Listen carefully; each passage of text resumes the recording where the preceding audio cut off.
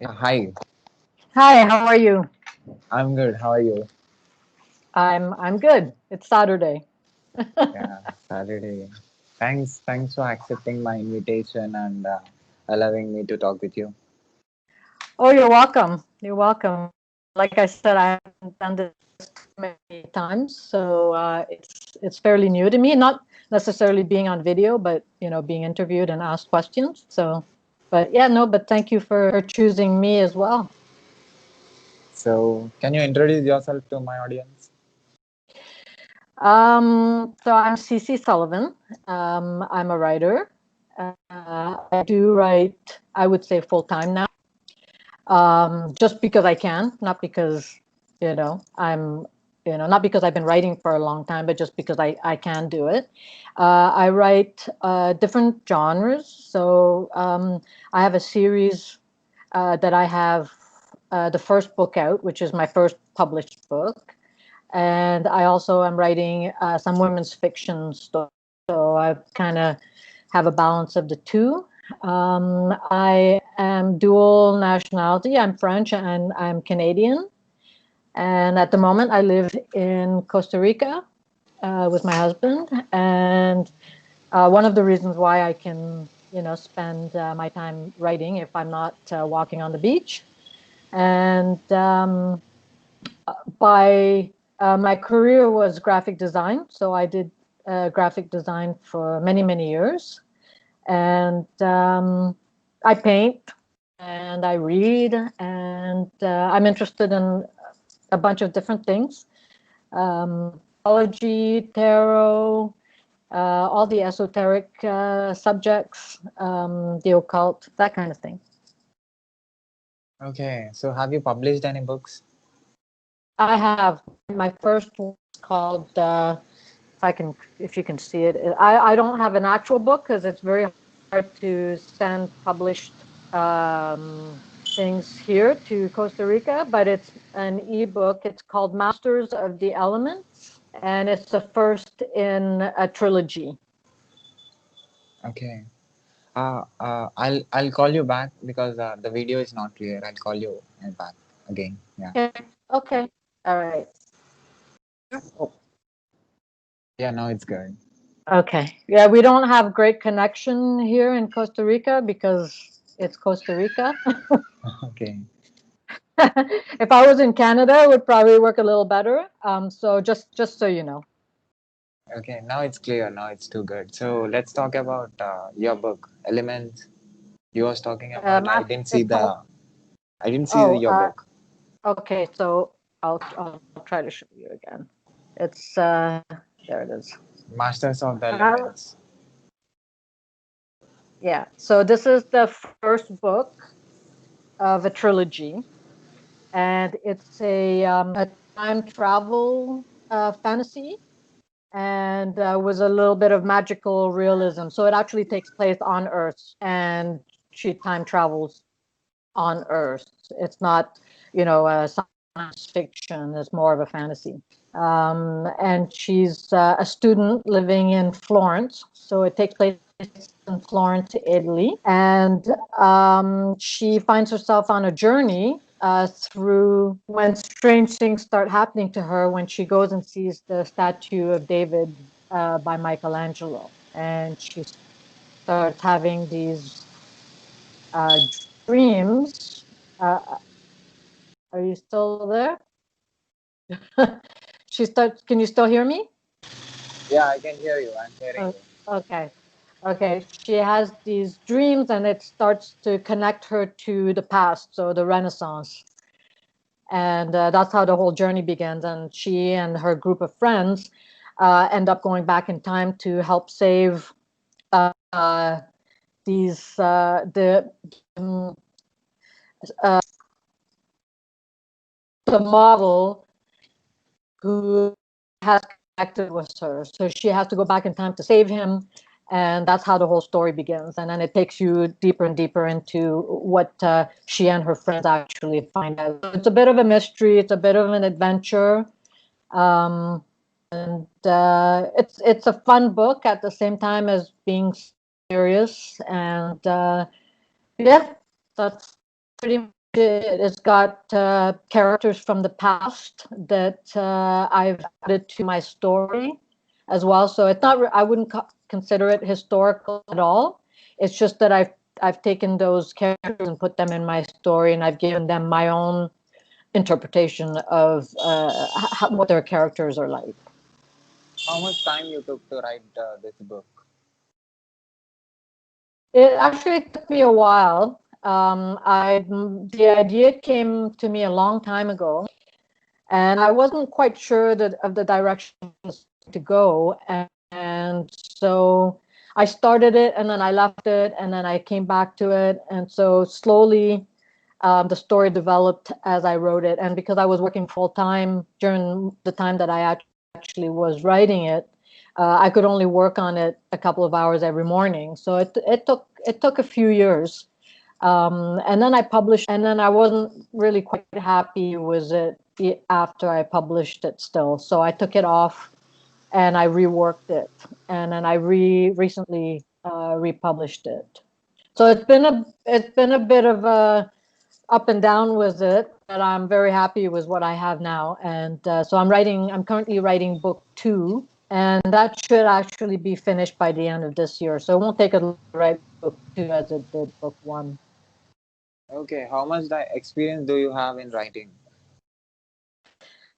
I've been writing for a while. I mean, I come from a family of writers and editors, so it's not something that I just picked up. I've been writing all the time. I just never took it to the point of actually publishing. I just wrote for myself. I'm more of an artist, so I actually spent more time painting and doing graphics full time and just doing the writing part. And the way I got into writing was I started writing screenplays. So I had written 2 or 3 screenplays, and then because I enjoyed it so much, I thought, you know what, I'm going to see if I can actually write a novel instead of just writing just a screenplay. And so that's how it started. So graphic designing and art of writing. What is the difference that you observe in both? Well, I kind of have a good mix too. Supposed to go. I was going to go into language, and right at the time where I was going into university, I changed my mind and I went to study art instead. And then having gone into art, I wanted to keep writing art kind of interchange. So I went into so I worked for a publishing company, and what I did was so it was graphic design using words. So that made it kind of kept writing and graphic together for me, even though I did covers and I did catalogs and I did promotion and I did advertising. It was all kind of linked because I was advertising other people's books. So So it all kind of intertwined. so you said other things in the beginning, other than writing and graphic designing. What are you other than this? What am I? You Yeah, mean what other other than things do I writer. do? Yeah, other than And writing and graphic? as a graphic designer. Well, I would say for hobbies, because that took a lot of my time. I mean, graphics was my full-time job, and writing was my part-time occupation, things I did for myself. But I'm also an astrologer, and I read tarot cards, and um, I'm an EFT practitioner, and I guess that keeps me busy. What is EFT practitioner? What is that? Oh, it's a technique. It's an emotional freedom technique. And I don't know if you've ever heard of tapping, but that's basically what it is. Okay. Have you heard of tapping? No. Yeah. So you tap along meridian lines. You know, it's almost like acupuncture without the needles, and it helps people to release blockages they have from traumatic experience they may have had And what you do is you tap along the meridian lines of your body, and you talk about the things that are bothering you in your life, or that have bothered you, or that are still sitting inside of you, creating a blockage. So you don't feel like your energy is flowing properly. And what I do is I help people to clear that if they come to me and say, I'm feeling kind of locked in this area of my life, and I think it's linked to something that happened in my past, or recent past, or childhood. And so what you do is you clear your energy flow, the chi, so that it flows better, and then it helps you to move forward in your life, and it's helped a lot of people. So yeah, I really like doing that as well, especially because I do naturally like to help people. So when you started writing, when you Sorry, when you started when writing, when did I start writing? Oh, well, if you mean writing to publish, I would say in the last 5 to 7 years, I've always been writing. I used to write poetry, and I used to just write short stories when I was younger. From four. I've always been writing, but to as a craft, I would say probably about 7 years ago, I really got seriously involved in it. And I won't say, even though I've been doing it for 7 years, I still feel like I'm a new writer. In some ways, I still feel like I'm a new writer. And every time I write, or I go back to it, I improve a little more. And I think that's most writers, all writers actually. what exactly inspires you to write every time? Um, I think I just had it started where I had this one story, and I just wanted to tell the story. And instead of writing it as a screenplay, I thought, I'm going to write it as an actual story. And because I'd never really written a whole novel, I had to really learn what it was like to write a whole, 90,000 words instead of just having short, poetry. And so it's a whole different process. So it was just, I just wanted the story down on paper. It was just something that had just come into me, especially when I went back to live in France about 15 years ago. And when I was there, I was just surrounded by history. And I just, yeah, I just wanted to get down. And I worked at learning how to get the story down, and how to make it become I guess, a half interesting story and a novel. And then when I finished the first one, I realized that the story wasn't finished. So that's why I have a book two. I decided I'm going to continue the story. The story wasn't completed yet for me in my mind. And I think that's what gives me the inspiration to write. Is I wake up and I think of these stories, and I think of what I want these characters to do, and it makes me sit down and write. What are the reactions that you got for the expressions of your book? I think people like it. The reviews that I've gotten so far have been really good, and the people that enjoy this kind of story really do like it. I think I give a little bit of a different take on the whole elements. I in it's not a new topic. Obviously, there are a lot of elemental stories and novels out there. I think I give a different take on it, and so the people who have read it have really really liked the take that I give on, because I include art, and I include astrology, and so I think people get into it for that. And it's a mystery, and it's an adventure, and people go along for the ride. I think they really like that. I don't know if I have one particular type of reader. I can't say that it would be the younger crowd that reads it, or the older crowd. I think it's a mix of all ages that would read it.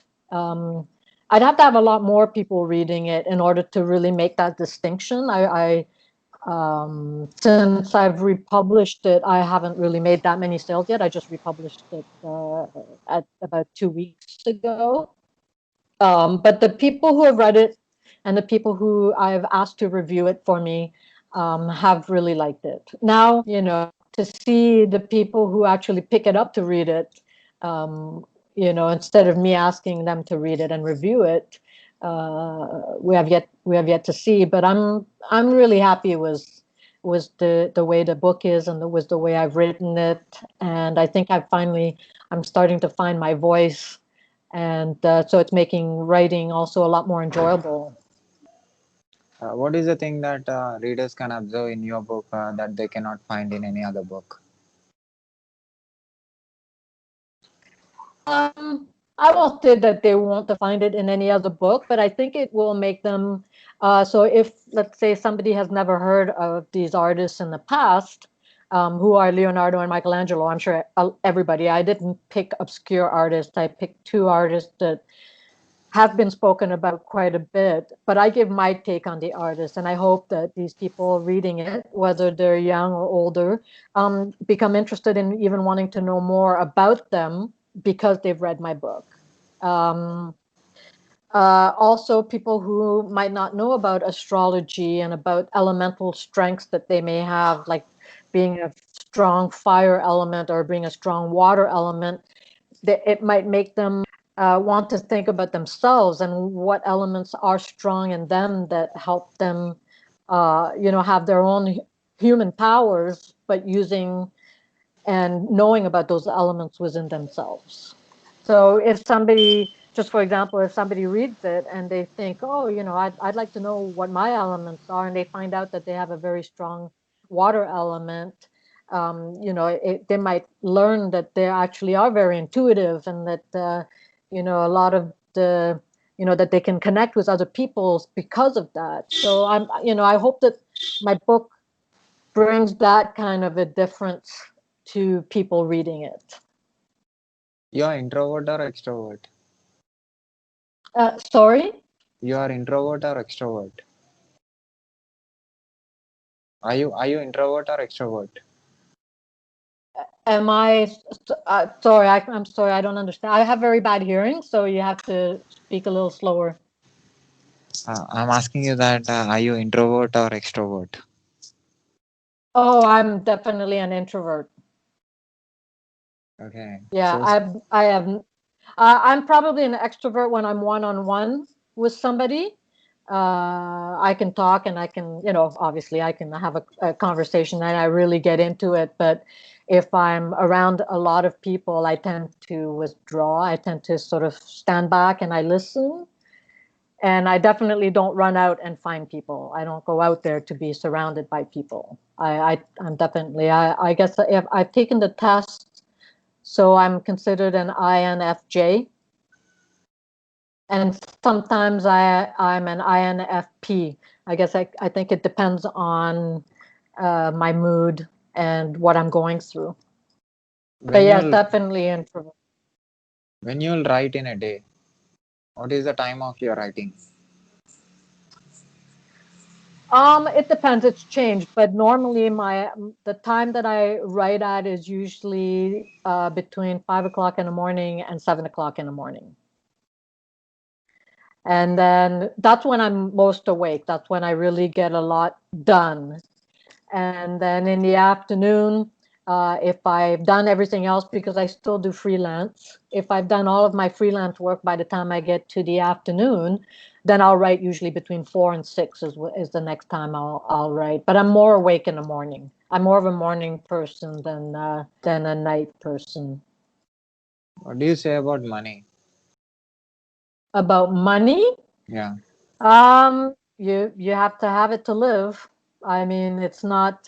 We live in a realistic world out there, and um, it's never been about having millions and millions of it. It's for me myself. It's always been about being able to do what I want to do, and I believe that I've always been able to do what I want when I've wanted, if I put my mind to it, and if it's something that I'm really passionate about. So in that sense, in that material sense, if you want something really badly enough, what you need to in order to have it will come to you, whether it's money, whether it's people, whether it's a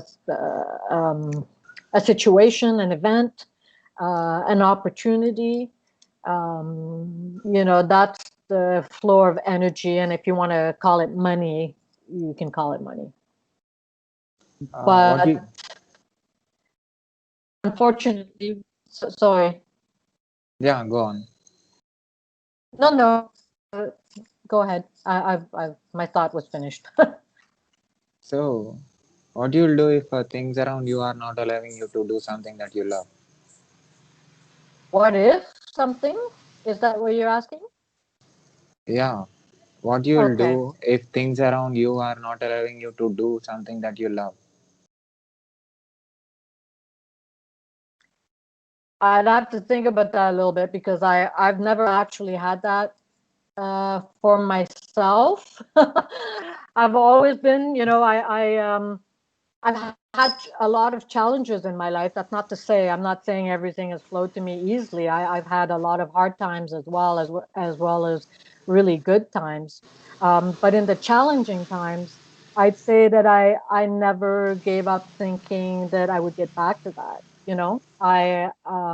I was married and I did not have a very good marriage, my first one, when I was younger, and I grew up my two children by myself. So it was a difficult time, but it never stopped me from doing what I wanted to do. Still, I still always managed to find a way to find that joy in life. Even if I couldn't, travel the world, which I probably might have wanted to do at that time, and I couldn't because I had two young children. Um, excuse me, I would save in order to do it. And I was lucky enough. I had parents who would take care of my children if I wanted to go on a trip, and just get a new environment for myself. So I don't ever feel like I've never been able to do what I wanted. It was just, it didn't always happen when I wanted, but it eventually happened. Okay. So So, yeah, so to if people ever find themselves in that situation, I would say not to ever give up on that, because even if it doesn't happen in the months or the year, if it'll happen, maybe 2 years down the line. And when it does happen, you'll be like, oh, it finally happened. So you can always use it as a beacon of hope. what do you say about the people who are committing suicide because the things around them are not allowing to do what they love? Uh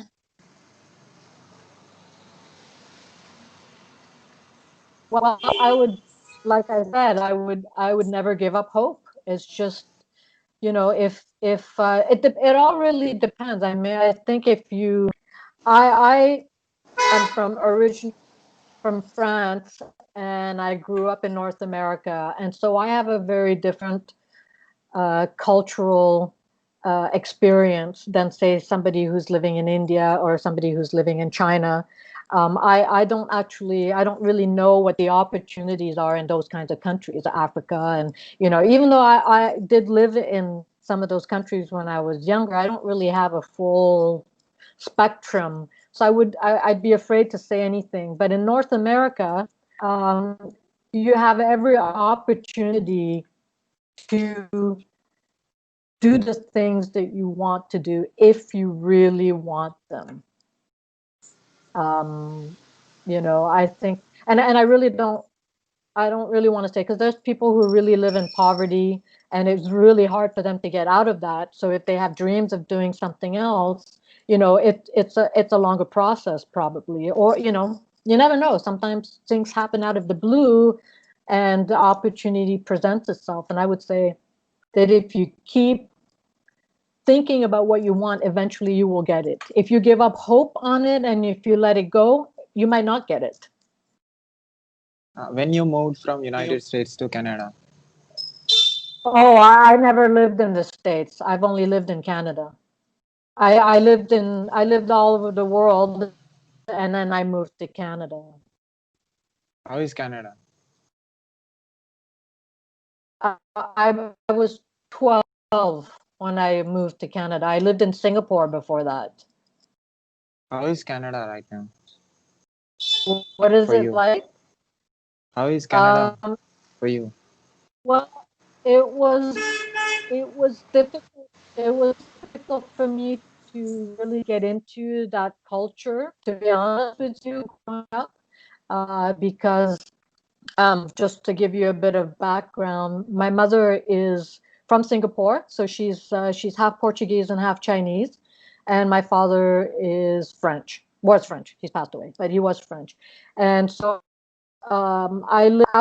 I lived in other different countries growing up. So I lived in Africa, and I lived in Pakistan, and I lived in Singapore. And so for me, when I went from those countries and I moved to Canada, even though I had been to France because I'm French, um, and I spoke French. When I moved to Canada, I had learned English by the time, but it was just a very different culture from anything I knew before. So it took me a while to get into it. And then secondly, the weather. So I had been brought up in weather where there is no snow, just like now where I live in Costa Rica, no snow. And when I moved to Canada, I realized that it was 3/4 of the year was snow and cold. So, it was just, it's very, very hot in the summer. And it's, once summer's over, it's cold right up until spring. So I had to get used to snow. Um, and I lived in English Canada, which is very different from French Canada and from Western Canada. It's Ontario is the province that I grew up in, and it's very different from the rest of Canada. In fact, each province is different one from the other.